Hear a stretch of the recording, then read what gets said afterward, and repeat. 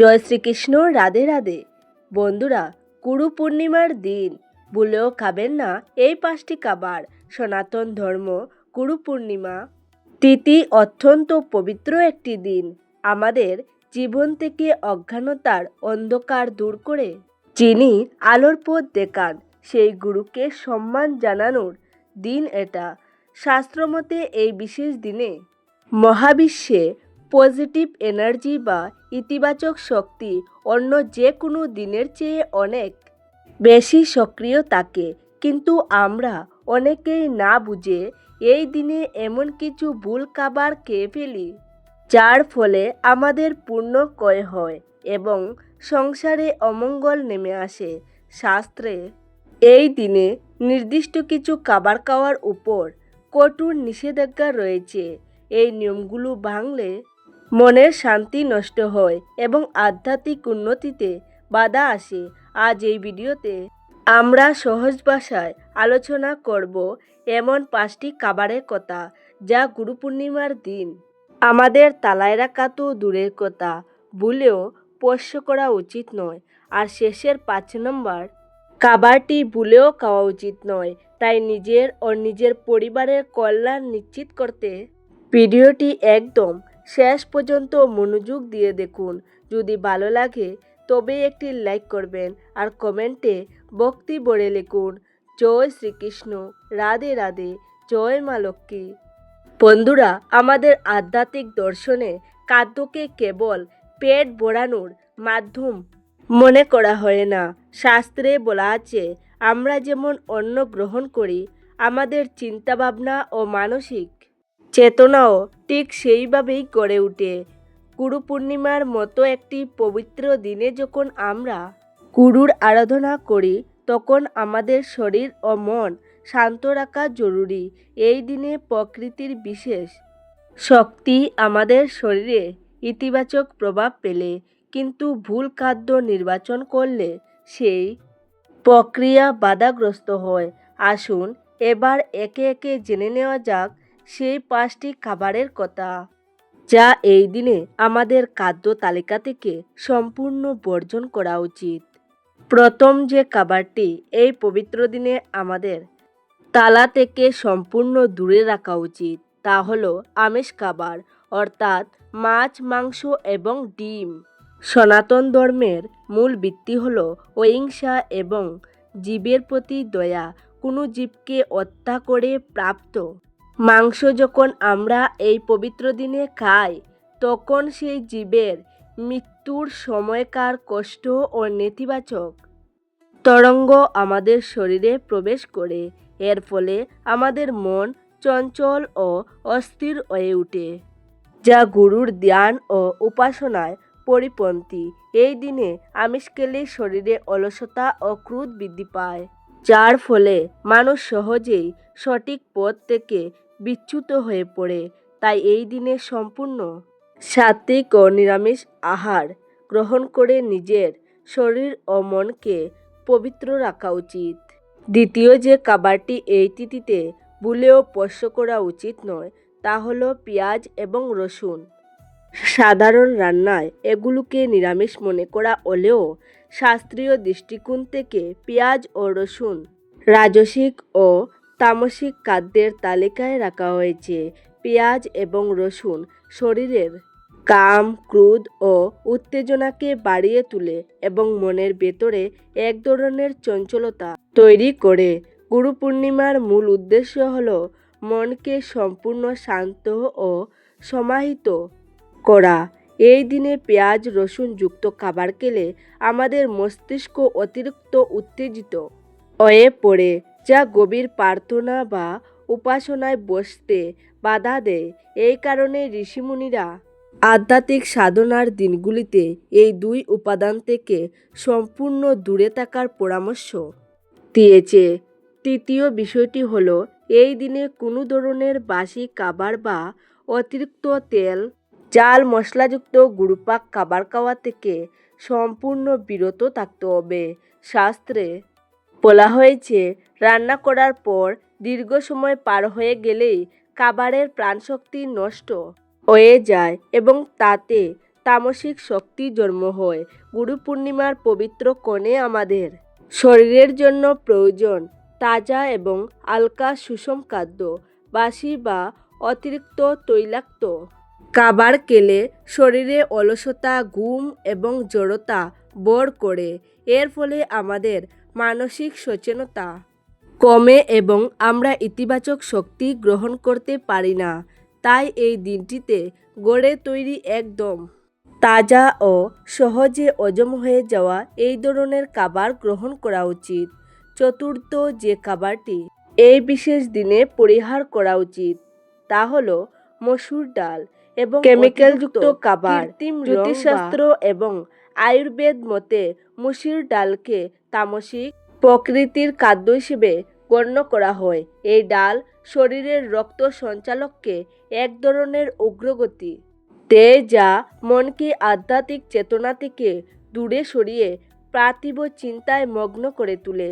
এছাড়া বাজার থেকে কেমিক্যাল বা প্রিজারভেটিভ যুক্ত ফাস্টফুড খাওয়া উচিত নয়। এগুলো আমাদের শরীরে শক্তিকে কলুষিত করে। গুরু পূর্ণিমা হলো পবিত্রতা ও আলোর উৎসব। তাই এই দিনে খাদ্য তালিকায় কেবল সহজ ও সাত্ত্বিক খাবার রাখাই উচিত।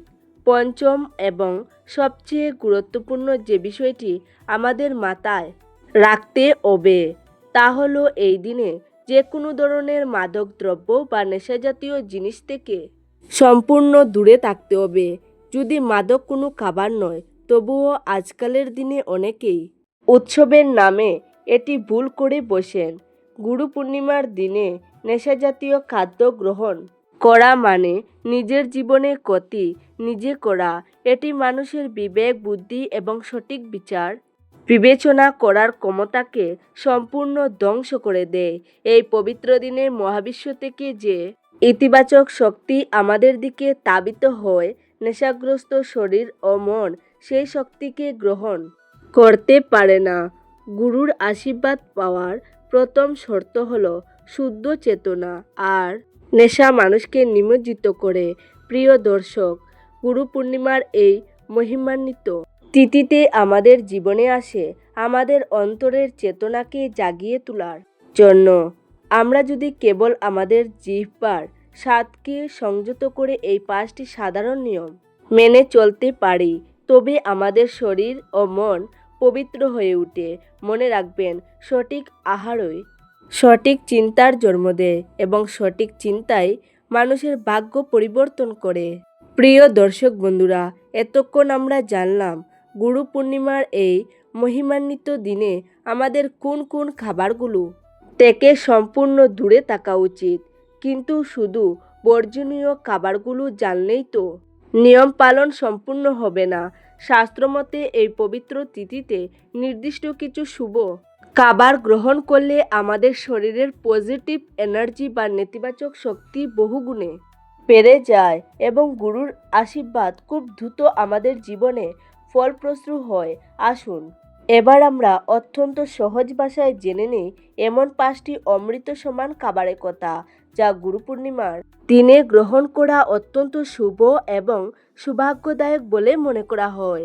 প্রথম খাবারটি হলো খাঁটি গরুর দুধ দিয়ে তৈরি পায়েস বা ক্ষীর। সনাতন ধর্মে ক্ষীরকে অত্যন্ত পবিত্র এবং দেবতাদের প্রিয় অন্ন বা মহাপ্রসাদ হিসেবে গণ্য করা হয়।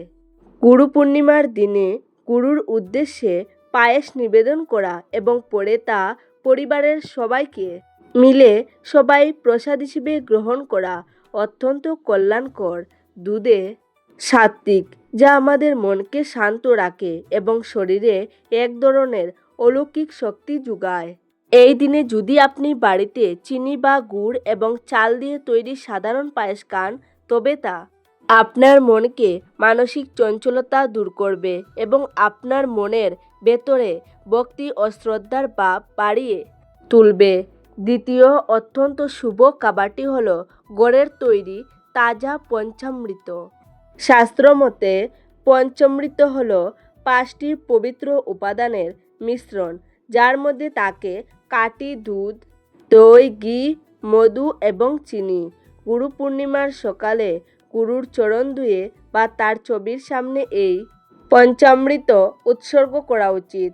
এরপর এই পঞ্চামৃত নিজে পান করলে এবং পরিবারের সদস্যদের খাওয়ালে শরীরের ভেতরের সমস্ত রোগব্যাধি এবং নেতিবাচক শক্তি দূর হয়ে যায়। বৈজ্ঞানিক দৃষ্টিকোণ থেকেও এই পঞ্চামৃত আমাদের শরীরের রোগ প্রতিরোধ ক্ষমতা বাড়াতে এবং মস্তিষ্ককে শান্ত ও সতেজ রাখতে দারুণভাবে সাহায্য করে। তৃতীয় যে খাবারটি এই বিশেষ দিনে আপনার খাদ্য তালিকায় রাখা উচিত তা হলো যে কোনো ধরনের তাজা মরশুমি ফল। শাস্ত্রে ফলকে সম্পূর্ণ প্রাকৃতিক এবং শুদ্ধ আহার হিসেবে দেখা হয়, কারণ এর জন্য কোনো জীবকে কষ্ট দিতে হয় না। বিশেষ করে এই দিনে কলা, আম বা ডালিমের মতো মিষ্টি ফল খাওয়া অত্যন্ত শুভ। ফল আমাদের শরীরে কোনো রকম জড়তা বা অলসতা তৈরি করে না, বরং এটি আমাদের শরীরকে হালকা রাখে। এর ফলে আপনি খুব সহজেই দীর্ঘক্ষণ ধরে গুরুর নাম জপ করতে পারবেন বা যে কোনো আধ্যাত্মিক কাজে সম্পূর্ণ মনোযোগ দিতে পারবেন। চতুর্থ শুভ খাবারটি হলো চানার তৈরি মিষ্টি বা যে কোনো সাদা রঙের নিরামিষ মিষ্টি। সনাতন শাস্ত্রের সাদা রঙকে পবিত্রতা, শান্তি এবং জ্ঞানের প্রতীক হিসেবে মনে করা হয়, আর গুরু পূর্ণিমা হলো জ্ঞানেরই এক পরম উৎসব। এই দিনে গুরুর চরণে সাদা মিষ্টি অর্পণ করার পর তা প্রসাদ হিসেবে গ্রহণ করলে মনের অহংকার দূর হয় এবং পারস্পরিক সম্পর্কের মধুরতা বৃদ্ধি পায়। তবে মনে রাখবেন, এই মিষ্টি যেন সম্পূর্ণ নিরামিষ হয় এবং এতে যেন কোনো কৃত্রিম রং বা কেমিক্যাল মেশানো না থাকে। পঞ্চম এবং অত্যন্ত গুরুত্বপূর্ণ আহারটি হলো একদম হালকা ও তাজা খিচুড়ি। চাল, মুগ ডাল এবং বিভিন্ন তাজা সবজি দিয়ে তৈরি এই সাত্বিক খিচুড়ি এই পবিত্র দিনের শরীরের জন্য অমৃতের মতো কাজ করে। মুগ ডালকে অত্যন্ত শান্ত এবং সাত্বিক প্রকৃতির ডাল মনে করা হয়, যা মসুর ডালের মতো শরীরে কোনো উগ্রতা তৈরি করে না। এই হালকা খাবারটি খেলে আপনার হজম প্রক্রিয়া একদম ঠিক থাকবে এবং শরীরে কোনো রকম তামসিক বা অলসতা আসবে না। গুরু পূর্ণিমার দিন দুপুরের আহারে এই সাত্বিক খিচুড়ি খাওয়া অত্যন্ত স্বাস্থ্যকর এবং স্বাস্থ্যসম্মত। এবার আসুন জেনে নেই এই বিশেষ দিনে খাদ্য গ্রহণের সঠিক সময় এবং কিছু জরুরি নিয়ম সম্পর্কে, যা না জানলে আপনার এই ব্রত বা নিয়ম পালন সম্পূর্ণ অধুরা থেকে যেতে পারে। শাস্ত্রমতে গুরু পূর্ণিমার দিন সূর্যোদয়ের পর স্নান ছেড়ে পবিত্র বস্ত্র পরে প্রথমে গুরুর আরাধনা করা উচিত। এরপর দুপুরের আহার সর্বদা সূর্যাস্তের পূর্বে সম্পূর্ণ করে নেওয়া ভালো, কারণ রাতের বেলা মহাবিশ্বের শক্তির পরিবর্তন ঘটে এবং ভারী খাবার খেলে শরীরে অলসতা আসে। যদি আপনি উপবাস রাখতে চান তবে ফল এবং দুধ খেয়ে থাকতে পারেন এবং সন্ধ্যার পর গুরুর আরতি শেষ করে সাত্বিক অন্ন গ্রহণ করতে পারেন। প্রিয় দর্শক বন্ধুরা, আমাদের সনাতন সংস্কৃতির প্রতিটি নিয়মের পেছনে রয়েছে এক গভীর আধ্যাত্মিক ও বৈজ্ঞানিক সত্য। আমরা যদি কেবল আমাদের জিহ্বার স্বাদকে সামান্য সংযত করে এই শুভ খাবারগুলি গ্রহণ করি এবং বর্জনীয় খাবারগুলি থেকে দূরে থাকি, তবে আমাদের জীবন সুখ, শান্তি ও সমৃদ্ধিতে ভরে উঠবে। মনে রাখবেন, পবিত্র আহারই মানুষের ভাগ্য পরিবর্তনের প্রথম চাবিকাঠি। তো বন্ধুরা, আজকের ভিডিও এই পর্যন্ত। আপনাদের কেমন লেগেছে অবশ্যই কমেন্টে জানাবেন। সবাই ভালো থাকুন, সুস্থ থাকুন। দেখা হবে নতুন একটি ভিডিওতে। নমস্কার, ধন্যবাদ।